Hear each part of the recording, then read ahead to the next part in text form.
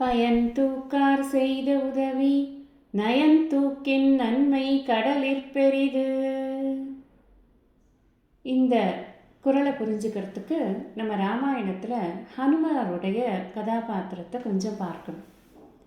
ராமரை சந்திக்கும் பொழுது அவர் யார் எவர் அப்படின்னு தெரிஞ்சு அவருடைய கஷ்டங்கள் என்ன அப்படிங்கிறத சுக்ரீவனோட அவர் உட்கார்ந்து பேசும் பொழுது அவருக்கு உதவியெல்லாம் தேவைப்படுகிறது அப்படிங்கிறதெல்லாம் ஹனுமார் கேட்டுக்கொண்டு இருக்கிறார்.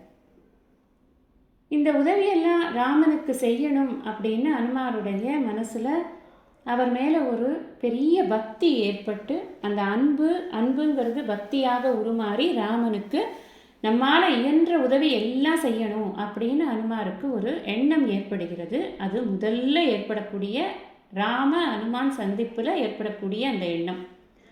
அதுக்கப்புறம் அந்த எண்ணத்தை எப்படியெல்லாம் செயல்படுத்துகிறார் ஹனுமார் அப்படின்னு பார்த்தா ஆச்சரியமான ஒரு விஷயங்கள் ஹனுமாருடைய செயல்பாடுகளில் இருக்கு.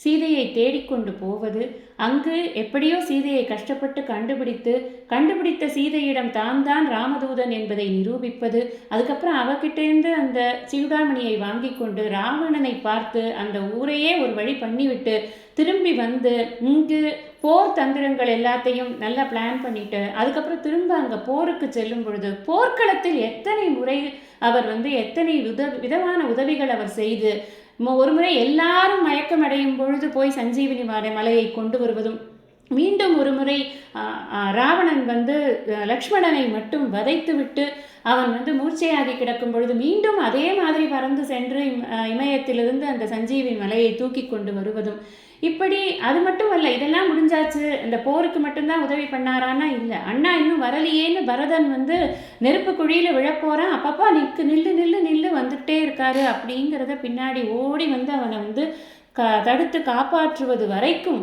ராமனுக்கு ஹனுமான் செய்த அந்த உதவி அப்படிங்கிறது ஒரு பயனையும் எதிர்பார்க்காமல் செய்த உதவி, முழுக்க அன்பினாலும் பிரேமையினாலும் செய்யப்பட்ட உதவி. அந்த பயன் தூக்காமல் செய்த உதவி இருக்கே அதை எந்த நாளை கூட அளக்க முடியாது அப்படிங்கிறது தான் வள்ளுவர் இப்போ சொல்கிறார். அதைத்தான் நாம் ராமனுக்கு ஹனுமான் செய்த உதவியை நினைக்கும் பொழுது நமக்கும் தோன்றுகிறது அப்படின்னு பார்க்குறோம்.